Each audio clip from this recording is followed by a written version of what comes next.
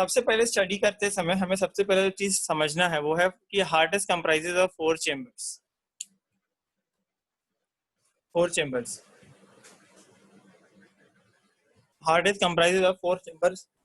तो पहला चेम्बर जो है वो राइट एट्रियम है, दूसरा चेम्बर है राइट वेंट्रिकल, तीसरा चेम्बर जो है वो है लेफ्ट एट्रियम, चौथा इज लेफ्ट वेंट्रिकल।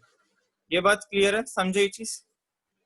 अब एक चीज मुझे बताओ, जो सबसे पहला और इंटरेस्टिंग चीज है जो आपको मुझे बतानी है यहाँ पे, वो ये है कि आपको पता है सबसे पहले जो बाकी बॉडी से जो ब्लड आता है वो कहाँ पे आता है? राइट एट्रियम में आता है कि लेफ्ट एट्रियम में?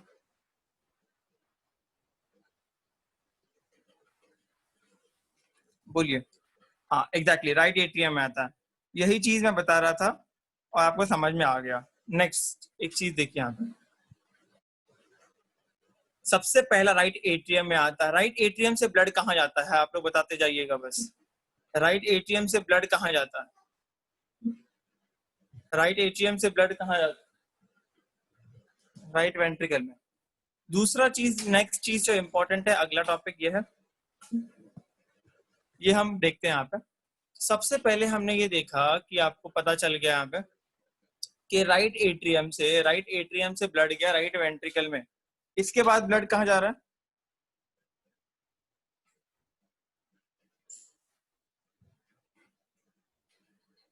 इसके बाद कहाँ जा रहा है ब्लड? सबसे पहले बिल्कुल लंग्स में जाएगा ब्लड। लंग्स में जाने के बाद जो अगला चीज है, लंग्स में जैसे ही ब्लड चले गया आपका, लंग्स में आपका ब्लड चले गया, उसके बाद क्या लेफ्ट साइड ऑफ हार्ट में आएगा ये चीज? लेफ्ट साइड ऑफ हार्ट में। लंग्स में जाने के बाद ब्लड लेफ्ट एट्रियम में आएगा, हाँ या ना? उसके बाद लेफ्ट वेंट्रिकल में। लंग्स में जाने के बाद लेफ्ट एट्रियम में, फिर लेफ्ट वेंट्रिकल में। ये कॉन्सेप्ट समझ में आया? ये देखिए, this is 4 chambers of heart.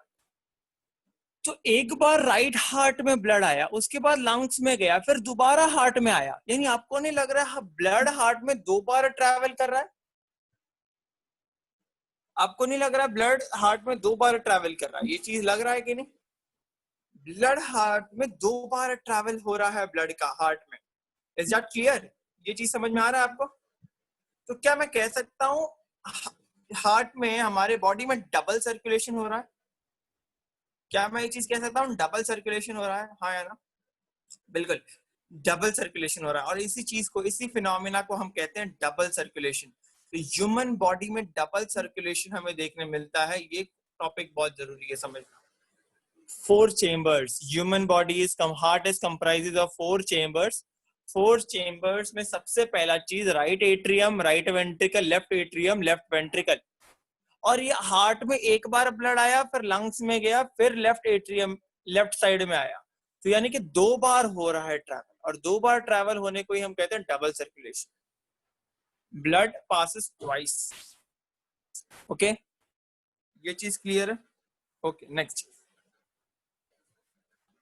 चीज अब देखिए, सबसे पहला चीज पल्मोनरी लंग्स को कहते हैं, ये बात पहले पता है। पल्मोनरी हार्ट, फिर lungs. Pulmonary stands for lungs की तरह, पल्मोनरी आर्टरी, पल्मोनरी वेन, सब लंग्स के हैं। ऑल्दो ये हार्ट से लेके आते हैं, लेकिन लंग्स के वेसल्स हैं, आर्टरीज और वेन्स।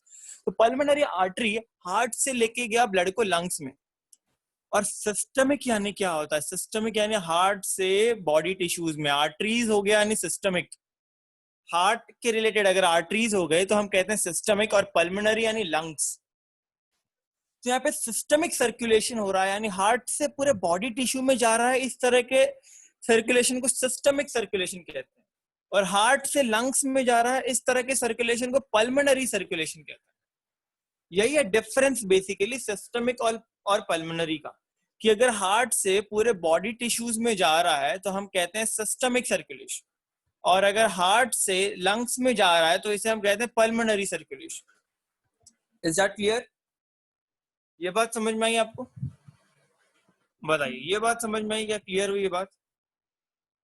हार्ट से अगर ब्लड बॉडी टिश्यूज में जा रहा है, सारे बॉडी टिश्यूज में जा रहा है, तो हम कहते हैं सिस्टमिक सर्कुलेशन। और अगर हार्ट से लंग्स में जा रहा है तो हम कहते हैं पल्मोनरी सर्कुलेशन।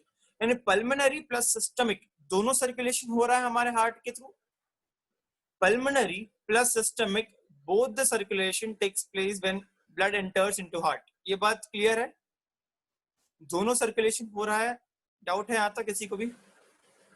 पल्मोनरी भी और सिस्टमिक। ओके, चलिए नेक्स्ट चीज पे हम देखते हैं। अब मैं फिर रिपीट कर देता हूं एक बार जो मैंने पहले पढ़ाया। हाँ, ये है देयर आर टू रूट्स की बात कर रहे हैं। हार्ट से लंग्स में अगर गया तो हम कहते हैं पल्मोनरी सर्कुलेशन। हार्ट से अगर लंग्स में गया तो पल्मोनरी सर्कुलेशन। ओके, नेक्स्ट अगर यही चीज जो आप आगे देख रहे हैं हम, वही चीज अगर हम कहेंगे कि अगर ये हार्ट से बॉडी टिश्यूज में जा रहा है तो हम क्या कहेंगे?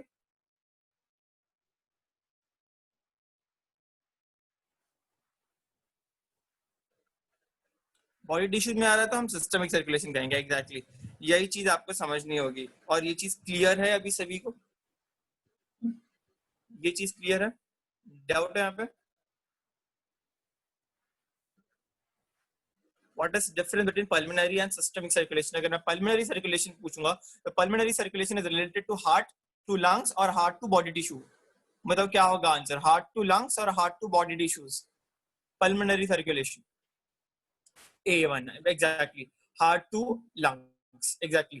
And if I ask you what is systemic circulation, then systemic heart to body tissue. तो यही होता है सिस्टमिक प्लस पल्मोनरी, ये दोनों चीज आ रहे हैं, इसके लिए हम इसे कहते हैं डबल सर्कुलेशन। तो आपके बॉडी में डबल सर्कुलेशन होता है, ये चीज जरूरी है समझना, डबल सर्कुलेशन। Okay, clear? चलिए नेक्स्ट चीज,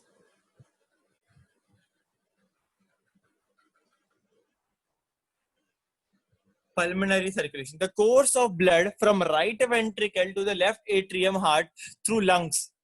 यानी राइट एट्रियम के बाद ब्लड गया लंग्स में, फिर लंग्स के बाद आता है लेफ्ट एट्रियम में, और इसी को हम कहते हैं पल्मोनरी सर्कुलेशन। यानी लंग्स से फ्लो होने वाले सर्कुलेशन को हम कहेंगे pulmonary circulation. Right ventricle to lungs और लंग्स टू लेफ्ट एट्रियम, यानी लंग्स आ रहा है बीच में। बेसिकली लंग्स, ये देखिए लंग्स आ रहा है बेसिकली, यहां से ब्लड गया लंग्स में और यहीं से ब्लड आया हार्ट में, लेफ्ट पार्ट ऑफ हार्ट में लंग्स से। तो ये लंग्स के रिलेटेड ब्लड को हम कहते हैं पल्मोनरी सर्कुलेशन। ओके, अब हम देखते हैं blood from the right ventricle comes to lungs. Exactly, next oxygenation होता है, फिर लेफ्ट एट्रियम में आता है। उसके बाद oxygenated blood, two pairs of pulmonary veins. आपको बस इतना याद रखना है कि पल्मोनरी वेन्स कैरी करता है लेफ्ट लंग से लेफ्ट एट्रियम में लाने के लिए। कौन कितने पेयर होते हैं, क्या होता है, वो जानने का जरूरत नहीं है, कितने चीज है वो बेसिकली इंपॉर्टेंट है कि कौन लेके आता है, कौन वाला टॉपिक इंपॉर्टेंट है बस। ओके, ये चीज क्लियर हो गया होगा आपको मेरे ख्याल से। फिर रिपीट कर रहा हूँ, राइट वेंट्रिकल से ब्लड आ रहा है लंग्स में, सबसे पहला चीज। उसके बाद ये चीज पल्मोनरी ट्रंक, फिर लंग से आ रहा है लेफ्ट एट्रियम में। तो this entire procedure is known as pulmonary circulation. ये प्रोसीजर, ये पूरा प्रोसीजर जो है ना, यही है आपका पल्मोनरी सर्कुलेशन। ओके, ये टॉपिक बहुत जरूरी है। सबसे पहले मैं बात करूंगा डीऑक्सीजनरेटेड ब्लड के बारे में। डीऑक्सीजनरेटेड ब्लड आ रहे हैं राइट वेंट्रिकल से पल्मोनरी ट्रंक में, ऑक्सीजनरेटेड ब्लड जा रहे हैं लंग से लेफ्ट एट्रियम में। तो ये चीज flow of blood from right ventricle to lungs and from lungs to left atrium, this is known as pulmonary circulation. Systemic क्या है? Body tissues, heart to body tissues जा रहा है, उसे हम कहते हैं सिस्टमिक सर्कुलेशन। ठीक है, यहां तक क्लियर है सिस्टमिक सर्कुलेशन? बताइए, यहां तक क्लियर है सभी चीज? पल्मोनरी क्या होता है, सिस्टमिक क्या होता है? ये दोनों टॉपिक क्लियर है?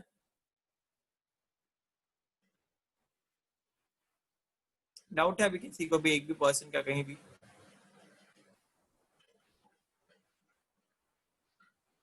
नहीं है? आगे बढ़े। अब मुझे बस इतना बता दीजिए, हार्ट के बारे में, सर्कुलेटरी सिस्टम के बारे में ऑलमोस्ट मेरे ख्याल से सब कुछ क्लियर हो गया होगा। हार्ट के सर्कुलेशन के बारे में और कुछ इशू नहीं होगा मेरे ख्याल से अभी तक तो कोई इशू नहीं होगा। एक आज नया टॉपिक डिस्कस करते हैं, एक नया टॉपिक जो बहुत जरूरी चीज है, एक नया टॉपिक अदर पार्ट्स। जैसे कि कल मैंने बताया था ना किसको कैसा होता है ब्लड। अच्छा मैं बता दूं, मुझे open circulation, close circulation, open circulation का एग्जांपल क्या होगा? ओपन सर्कुलेशन का एग्जांपल बेसिकली ओपन सर्कुलेशन का एग्जांपल क्या होगा? एग्जैक्टली आर्थ्रोपोड्स और मॉलस्क। ओपन सर्कुलेशन का एग्जांपल होगा आर्थ्रोपोड्स एंड मॉलस्क। और क्लोज सर्कुलेशन का एग्जांपल होगा एनालिड्स, कॉर्डेट्स, ह्यूमंस। ये बस एग्जांपल बस याद रखो, ठीक है? क्लियर? ओके, चलिए अब हम आगे की तरफ बढ़ते हैं। तो जो नेक्स्ट टॉपिक है आज का वो है RH positive, RH negative, RH grouping. ठीक है, मैं आज RH के बारे में डिस्कस करने वाला हूं। जो जो लोग, ठीक है, अब ध्यान से सुनिएगा, आपने ABO ब्लड ग्रुप के बारे में सुना होगा। ABO ब्लड ग्रुप के बारे में सुना है? अगर ब्लड ग्रुप A है तो वो एंटीबॉडी कौन सा बनाएगा? अगर ब्लड ग्रुप A है तो वो एंटीबॉडी कौन सा बनाएगा? B बनाएगा। अगर ब्लड ग्रुप B है तो क्या बनाएगा एंटीबॉडी? बताइए, ब्लड ग्रुप B है। अब बेसिकली मैं आपको बताता हूं, जो एंटीजन और एंटीबॉडी, ये दो चीज होता क्या है। एंटीजन जो है प्रेजेंट रहता है आरबीसी के सरफेस पर। एंटीजन कहां प्रेजेंट रहता है? आरबीसी के सरफेस पर। ये बात क्लियर हो गई आपको? एंटीजन कहां प्रेजेंट रहता है? बेसिकली आरबीसी के सरफेस पर। इसमें डाउट है? एंटीजन और एंटीजन क्या होता है, ये अगर मैं क्वेश्चन पूछूं आप लोगों को, एंटीजन क्या होता है, तो आपको क्या आंसर आएगा? क्या होता है एंटीजन? बेसिकली एंटीजन क्या होता है? तो एंटीजन, बेसिकली एंटीजन क्या होता है? कोई भी चीज, ऐसे आपके बॉडी में कोई भी चीज आएगा ना, बेसिकली कोई चीज मान लो, वो केपेबल रहता है इम्यून रिस्पॉन्स के लिए, कि इसी तरह का अगर एंटीजन आए तो आपका इम्यूनिटी फाइट कर लेगा। तो एंटीजन बेसिकली प्रेजेंट रहता है आपके आरबीसी के सरफेस पर। और एंटीबॉडी, जो भी फॉरेन मटेरियल आया आपके बॉडी में, कोई भी फॉरेन मटेरियल जो आया आपके बॉडी में, इससे फाइट करने का काम एंटीबॉडी का, इससे फाइट करने का काम एंटीबॉडी करता है। आ रही है बात समझ में? क्लियर बात? ये एंटीबॉडी क्या करता है?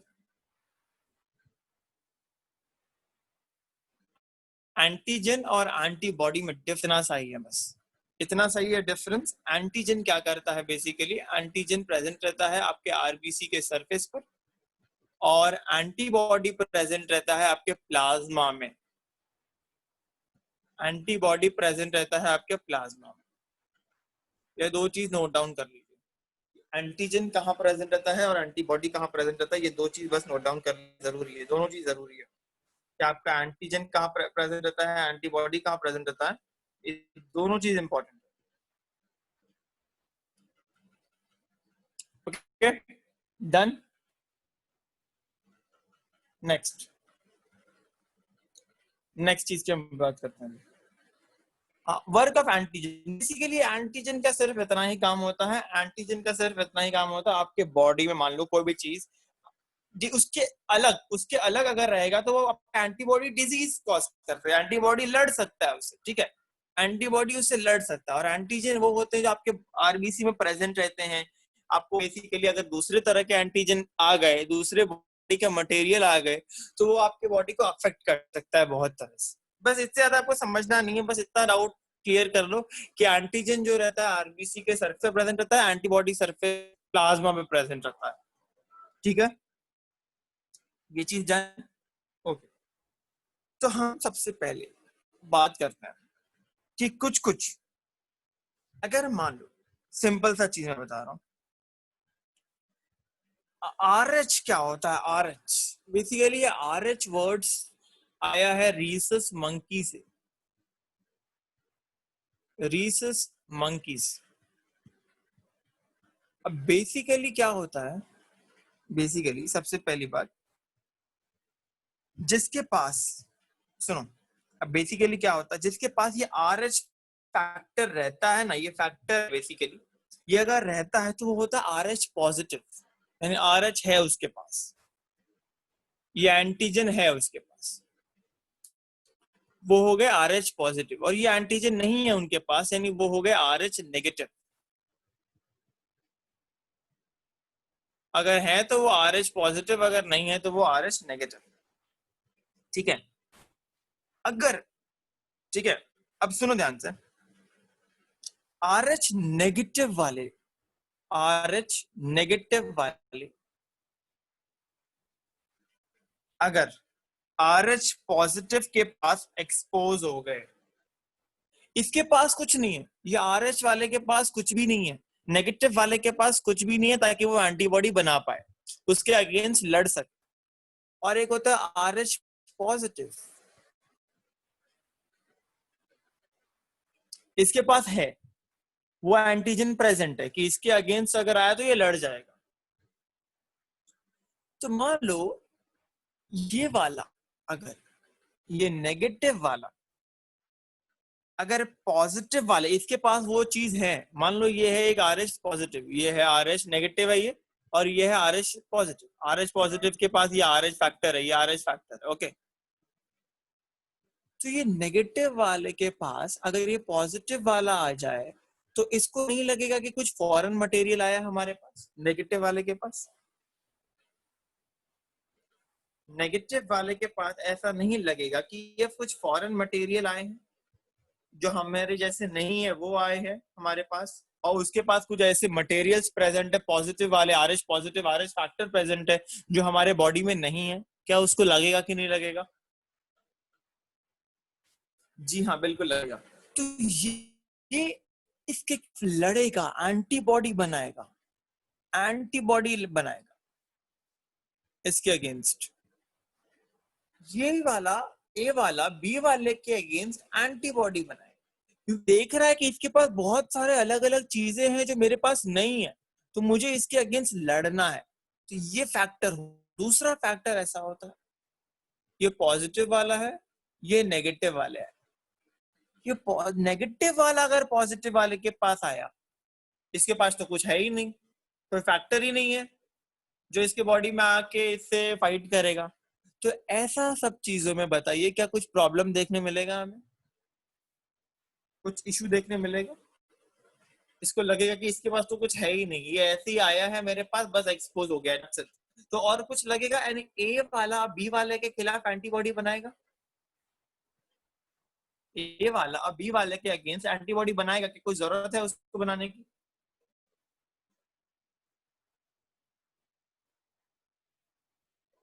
नहीं है, एग्जैक्टली आप, नहीं है। तो वही चीज यहाँ पे है, वही चीज यहाँ पे है जो आपको समझना है बेसिकली। अब आपको जो समझना है वो यही चीज है। सबसे पहली चीज हमने देख लिया, RH प्रेजेंट हुआ, एक एंटीजन है, बस इसका नाम ऐसे रख दिया मंकी के नाम पे, बस ये ओरिजिनेट हुआ है मंकी से, इसके लिए उस तरह से इसका नाम रख दिया। एक होता है RH पॉजिटिव और एक होता है RH नेगेटिव।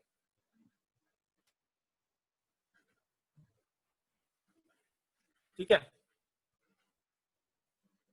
तो सिंपल सा आंसर मुझे करिएगा, बस आप लोग एक सिंपल से आंसर, कि अगर RH पॉजिटिव है, ठीक है, अगर RH पॉजिटिव है, अगर वो एक्सपोज हुआ है RH नेगेटिव के साथ, अगर वो एक्सपोज हुआ है RH नेगेटिव के साथ, RH पॉजिटिव है, वो RH नेगेटिव, यानी RH पॉजिटिव यानी उसके पास RH एंटीजन है, और नेगेटिव यानी उसके पास कुछ नहीं है। अगर ये नेगेटिव उसके पास आया मिला है तो कुछ प्रॉब्लम होगा, हाँ है ना? नेगेटिव वाला, अगर नेगेटिव वाला कहीं भी जाएगा, पॉजिटिव नेगेटिव वाला कहीं भी जाएगा तो कुछ इशू क्रिएट करेगा, हाँ या ना? बता दीजिए बस। बिकॉज उसके पास कुछ है ही नहीं, वो उनके बॉडी में जाके कोई रिएक्शन नहीं करेगा, पॉजिटिव नेगेटिव का रिएक्शन ही नहीं होगा, कुछ एंटीबॉडी नहीं बनेगा। तो अगर नेगेटिव वाला है, अगर ये पॉजिटिव वाले के पास जाता है, एक्सपोज यानी उसके पास जाना, उसके पास उसके अंदर जाना, तो नेगेटिव वाला अगर पॉजिटिव वाले के पास जाएगा तो कुछ ऐसा इशू नहीं होगा। तो आप मुझे आंसर करिए, हम कहते हैं O, blood group O is universal donor, तो O negative is universal donor कि O positive is universal donor? गलत। ये देखो, ये आप हो और ये डोनर है, ये आप हो और ये डोनर है।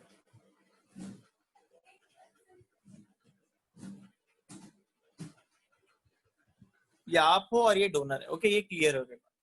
नेक्स्ट चीज डिस्कस हम कर रहे थे, अगर डोनर, अगर डोनर आपका नेगेटिव है, यानी इसके पास कुछ नहीं है, no R H antigen present, और ये है पॉजिटिव, इसके पास ये आर एच एंटीजन है, तो ये अगर पॉजिटिव वाले के पास जाएगा तो पॉजिटिव वाले के को लगेगा ऐसा कि कोई ऐसा आया है जिसके पास कुछ है, इसके पास तो कुछ है ही नहीं, एंटीजन ही नहीं प्रेजेंट है जो इसके साथ लड़ेगा। आ रही है बात समझ में? तो आर एच, अगर ये आर एच नेगेटिव है, ओ नेगेटिव है और ये ओ पॉजिटिव है, ओ नेगेटिव है और ये ओ पॉजिटिव है, तो ओ नेगेटिव वाला जिसके पास कुछ प्रेजेंट ही नहीं है, अगर ये जाएगा जिसके पास आर एच एंटीजन प्रेजेंट है, तो कुछ इश्यू होगा क्या बताओ? कुछ रिएक्शंस होंगे, इसको लगेगा कोई फॉरेन मटेरियल आया है हमारे पास, कोई बाहर का प्रोडक्ट आया है हमारे पास, नहीं लगेगा। तो अब मुझे बताइए, O negative is universal donor या O positive is universal donor? अब आपका आंसर क्या है? Your answer is right, O negative is universal donor. अभी जाके आपको समझा। अभी भी पॉजिटिव लग रहा है किसी को कि ओ पॉजिटिव हो सकता है यूनिवर्सल डोनर? नहीं, O negative is universal donor.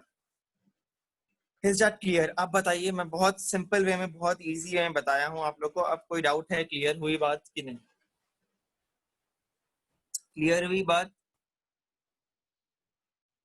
एक और बार रिपीट कर दूं? चलो एक और बार रिपीट कर देता हूँ, सुनो बस। ये आप हो नेगेटिव, आप डोनेट करने गए ब्लड, ये दूसरा है पॉजिटिव, ओ पॉजिटिव, ये ओ नेगेटिव।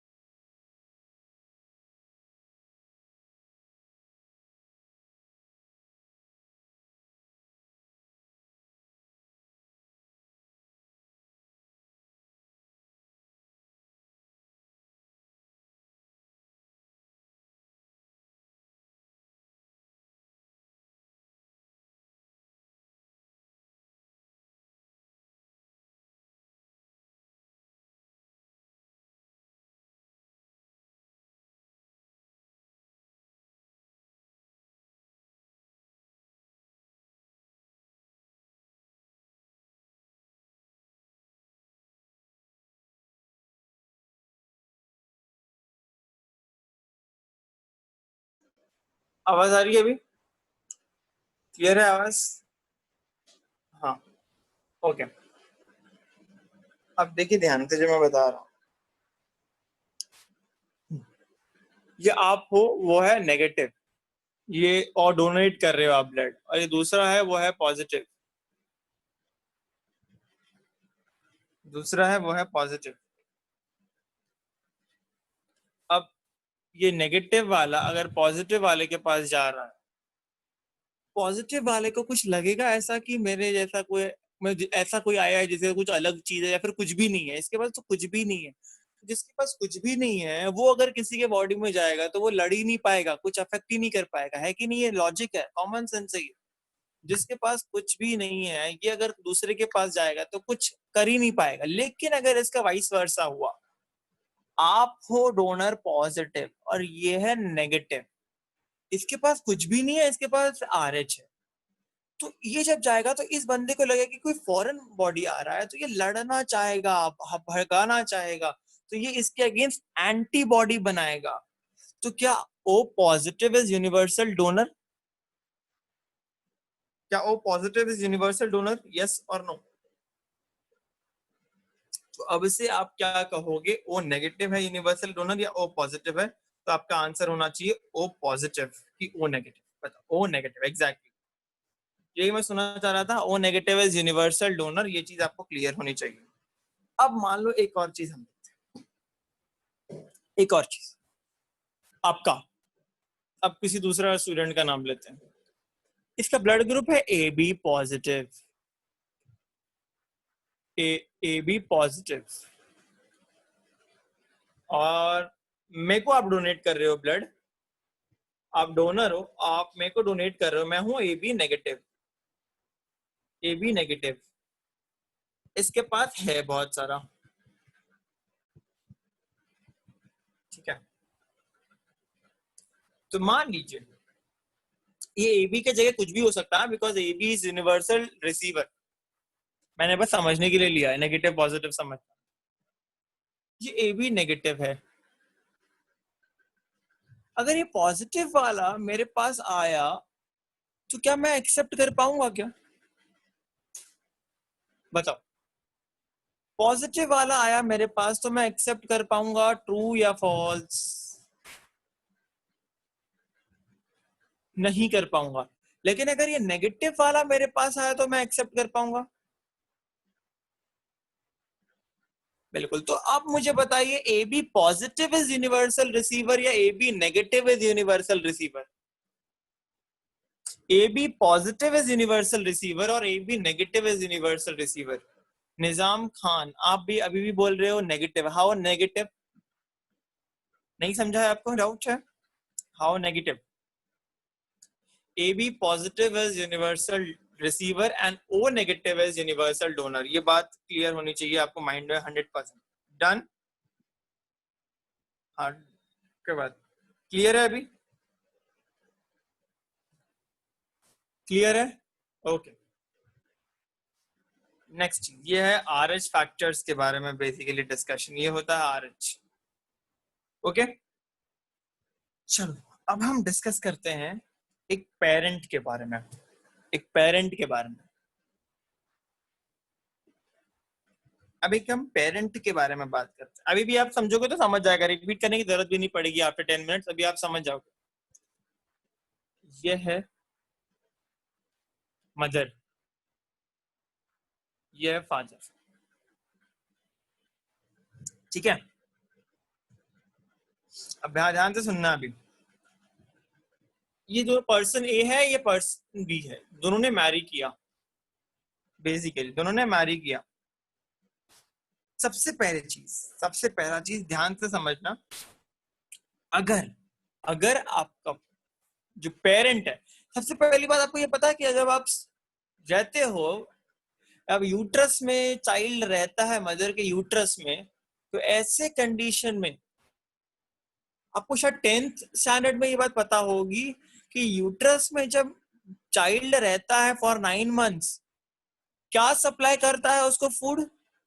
कौन सप्लाई करता है उनको फूड?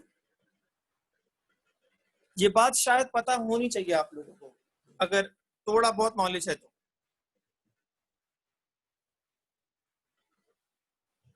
न्यूट्रिएंट्स, फूड्स कौन सप्लाई करता है?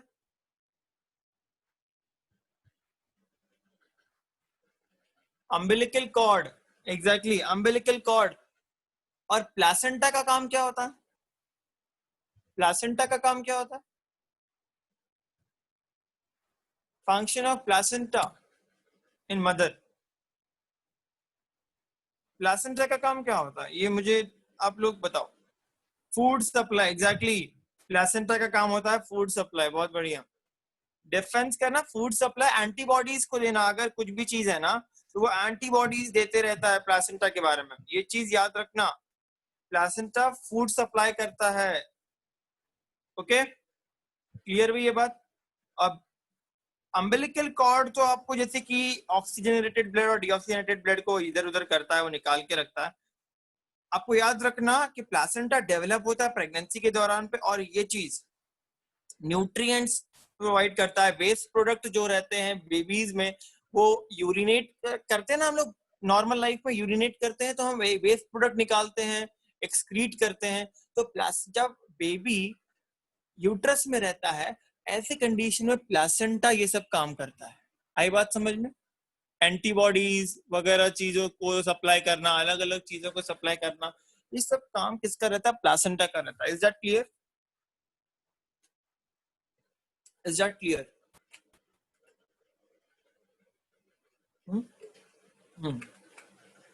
बहुत बढ़िया। अब सबसे पहला चीज सुनो बस ध्यान से, बहुत इंपॉर्टेंट चीज बता रहा हूं। ये है फीमेल, ये है मेल, ये है RH पॉजिटिव, ये है RH नेगेटिव। दोनों का मैरिज हुआ, इनका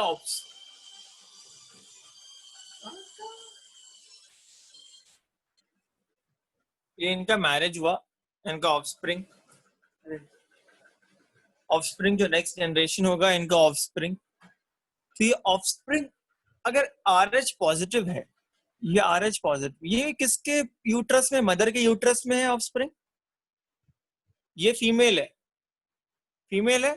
फीमेल के बॉडी में इनका बेबी है यूट्रस में, और वो है RH positive. Baby is RH positive and mother is RH negative. तो क्या मदर और बेबी के ब्लड में कांटेक्ट होगा कि नहीं होगा, पहले ये बताइए। मदर और बेबी के ब्लड में कांटेक्ट होगा कि नहीं होगा?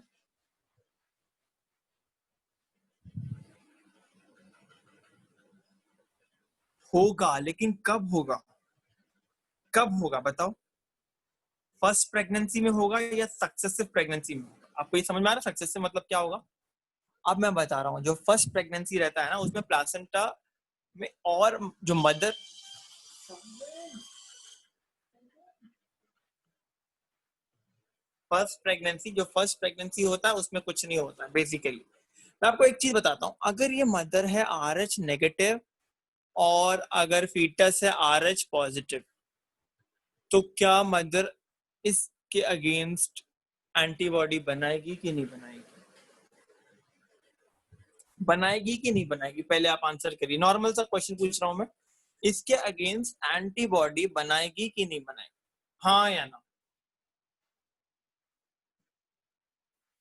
बहुत ही लॉजिकल है। आप किसी को एडवाइस भी कर सकते हो मैरिज के टाइम पे वगैरह। बेसिकली ब्लड ग्रुप चेक करना बहुत जरूरी होता है। हाँ, मैं क्या बता रहा था, सिंपल सा लॉजिक। ये है मदर, ये है बेबी। मदर का है RH नेगेटिव, तो अगर मैंने पूछ लिया RH नेगेटिव है, ये है RH पॉजिटिव, तो मदर क्या इसके अगेंस्ट एंटीबॉडी बनाएगी? बिल्कुल बनाएगी। बना के मदर ने रख लिया है एंटीबॉडी, और ये फीटस बच्चा जो है निकल गया। तो इससे बच्चे को कुछ अफेक्ट हुआ क्या पहले टाइम पे? बच्चे को कुछ अफेक्ट हुआ क्या? पहले तो उसके पास था क्या? मेरे को सिंपल सा लॉजिक बताओ। ये सब प्रोसेस के पहले क्या मदर के पास से जब बच्चा नहीं गया था तब मदर ने एंटीबॉडी बनाया था क्या? जब ये बच्चे का ब्लड कांटेक्ट नहीं हुआ था तब तो ये बच्चे ने एंटीबॉडी बनाया था कि नहीं? नहीं बनाया था। जैसे ही ये बच्चा गया, बॉर्न हुआ, मदर के यूट्रस में है अभी, क्या एंटीबॉडी बना लिया मदर ने? हाँ या ना? क्या मदर ने एंटीबॉडी बना लिया? हाँ। बच्चा निकल गया। अनदर प्रेगनेंसी, सक्सेसिव प्रेगनेंसी, जो नेक्स्ट प्रेगनेंसी, फर्स्ट प्रेगनेंसी हो गया सक्सेसफुल, सेकंड, अब आ रहे हैं दूसरे बच्चे के बारे में। दूसरे बच्चे, अब मदर के पास एंटीबॉडी है या नहीं है? अब मदर के पास एंटीबॉडी है या नहीं है पहले का? है, बिल्कुल है, एग्जैक्टली यही चीज समझना था, है। और फीटस है RH पॉजिटिव, तो इसके खिलाफ एंटीबॉडी बनाएगी कि नहीं बनाएगी मदर? बनाएगी कि बना ली है? तो अब बना ली है तो इनके ब्लड में, इनके प्लाज्मा में एंटीबॉडी प्रेजेंट है कि नहीं मदर के? मदर के प्लाज्मा में एंटीबॉडी अभी प्रेजेंट है या नहीं है?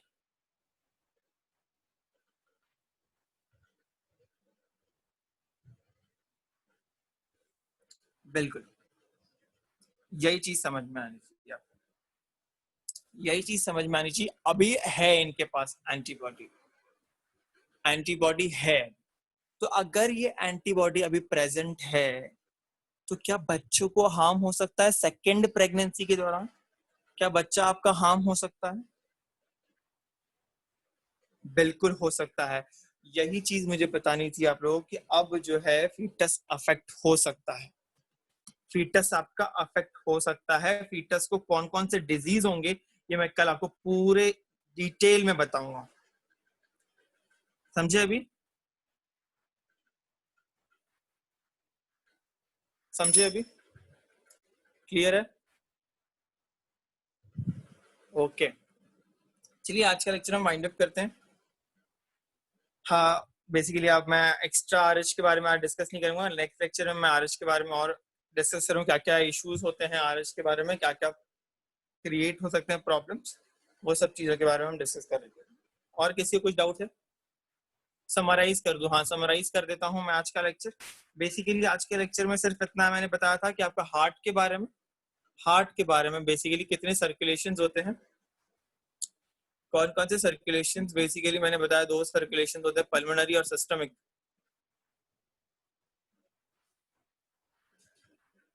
पल्मोनरी और सिस्टमिक सर्कुलेशन 4 चेंबर्स होते हैं। 2 बार हार्ट में ब्लड आता है, राइट एट्रियम से राइट वेंट्रिकल में 1 बार आ गया, फिर लंग्स में गया, फिर वापस से लेफ्ट एट्रियम से लेफ्ट वेंट्रिकल, फिर पूरे बॉडी टिश्यूज में गया। ये मैंने पहले बहुत डिटेल में डिस्कस किया। Pulmonary heart to lungs, systemic heart to body tissues, exact. Okay, ठीक है, यही चीज। Is that clear? यही था बेसिकली डबल सर्कुलेशन आज के बारे में मैंने बताया था। 2 बार, एक बार लंग्स में आता है, फिर लंग्स से जाता है, एक बार हो गया ये चीज, एक पल्मोनरी सर्कुलेशन कहेंगे, फिर वापस से लेफ्ट हार्ट में लंग्स से आया, फिर पूरे बॉडी टिश्यूज में गया। यही था बेसिकली आज का। फिर आरएच के बारे में हमने डिस्कस किया। आरएच बहुत सिंपल था। कोई डाउट है? और किसी भी चीजों में डाउट है? डाउट है? बताओ। क्लियर है हर एक चीज? Okay, no doubt, very nice. तो नेक्स्ट लेक्चर में हम मिलेंगे नेक्स्ट टॉपिक के थ्रू। यही टॉपिक कंटिन्यू होगा, आरएच का टॉपिक।